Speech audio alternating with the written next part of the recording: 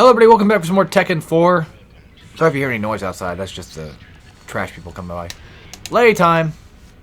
Yes, we're fighting Diaper Heihachi again, I know. Maybe I shouldn't do it, but still. Lay had a girlfriend, I didn't know that.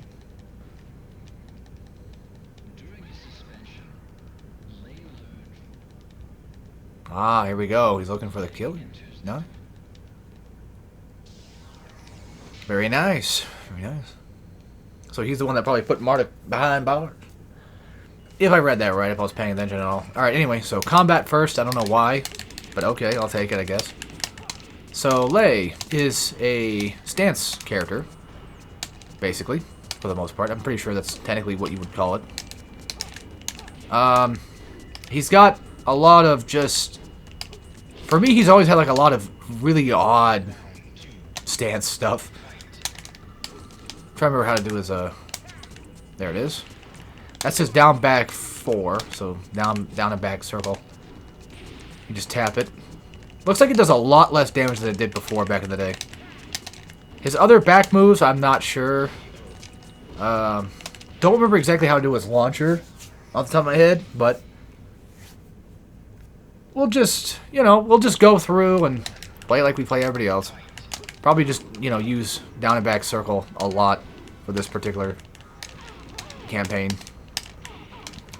Yeah, he goes to, different stances. Like, there was Praying Mantis, right? Or Crane, I think it was. No, Praying Mantis, I think it's both arms up, right? And Crane is, like, the one hand. But, yeah, you can kind of, like, activate different stances. How to activate them on hand, I don't remember exactly. I think it's, like, a different, like, combination, different combination of stuff. It's just a matter of, like, trying to figure out, like, which one does what again.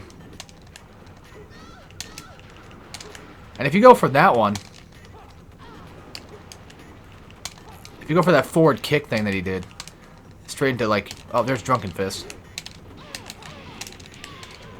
Yeah, like I said, I have to get kind of used to which ones do what. But yes, I can always just look it up, but this is me we're talking about. I don't look shit up, ever.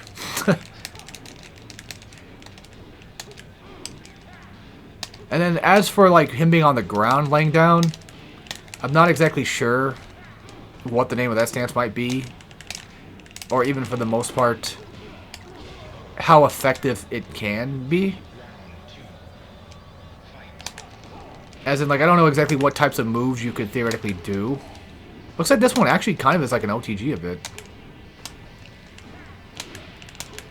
Yeah, there's even like a get back up version of that too, which is nice. So it looks like I think forward X was the front kick thing.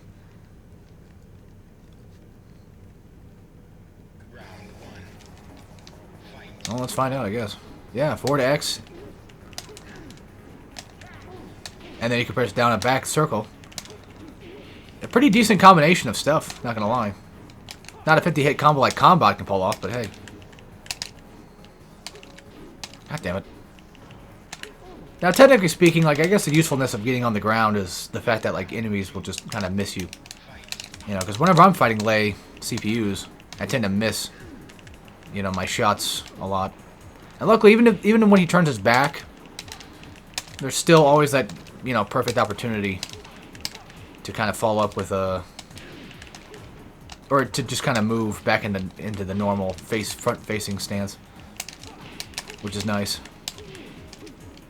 As in, like, it's easy to get back. This game's pretty nice and pretty generous and super lenient about things like that. Which is why I think Tekken will always be one of my favorite franchises of a fighting game. One of my favorite fighting game franchises, for sure. Along with Guilty Gear, BlazBlue to an extent. Not every BlazBlue, but a good amount of them. Mostly just fucking Central Fiction at this point. Yeah, mainly just Central Fiction. So probably not my favorite franchise, but yeah. When it comes to Guilty Gear, like, yeah, I like, I like Xrd, I like Accent Core. Okay, I'm not the biggest fan of the first one. And Guilty Gear 2 is a game. And I'm sure people probably know this by now, but I'm not the biggest fan of Strive. So maybe I'm not the biggest Guilty Gear fan, of course, but Yeah, I guess liking 2 games on a franchise is great. Right? Better than nothing. Other franchises like Street Fighter, not really. I've never really been a huge Street Fighter fan. I've always just more so been like on the Tekken side, which was great when Street Fighter Cross Tekken came out. It was awesome when that came out because I was like, oh fuck, like, you know, best of both worlds. Because at the time I was playing Street Fighter 4, and well, I remember hating it, but I remember playing Street Fighter 4. I hated it because I played online, and usually if I play a game online, that's typically when I start hating a game. I guess another franchise I like is Unist. That's for sure. That's, yeah. Melty Blood, yeah. Well, except for Lumina. Not a fan of the new one. For fuck's sake, would you just cut that shit out?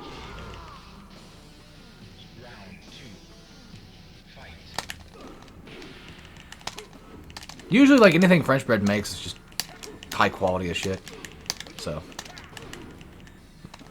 And typically, Arxis, whenever they make stuff, it's usually high quality, but they just, I don't know, they, nowadays, sorry. Accident. I'm usually more professional than that.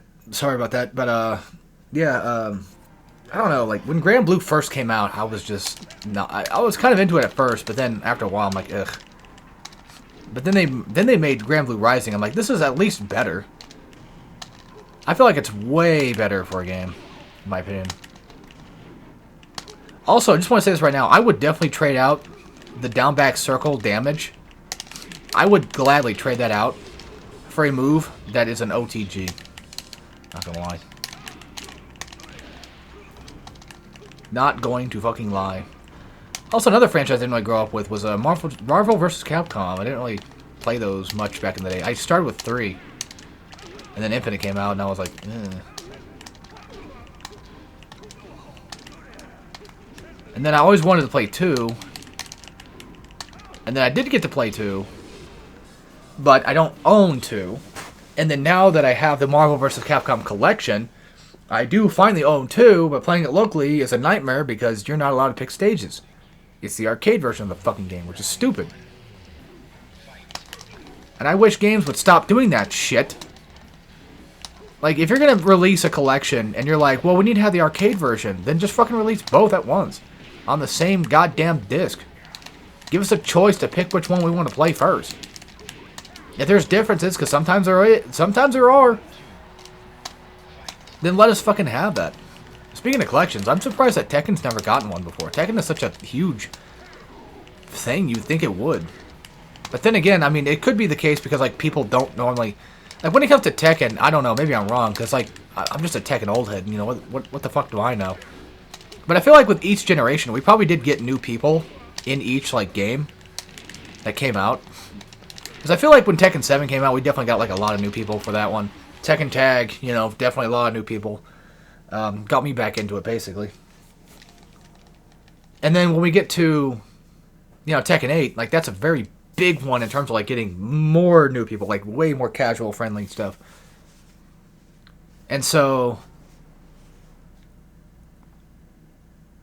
I wonder if maybe, like, even though we did get, like, a bunch of new games, I feel like the new people for each of those new games theoretically wouldn't potentially care too much to get those older games or even play them.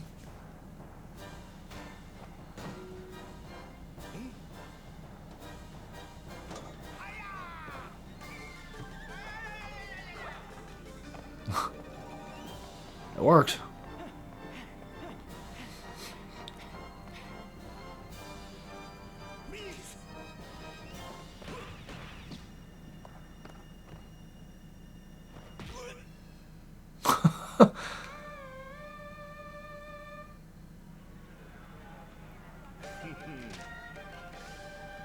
Nice. Anyway, yeah, that's it for Tekken 4. Hope you guys enjoyed, and I'll see you, or in for Lay.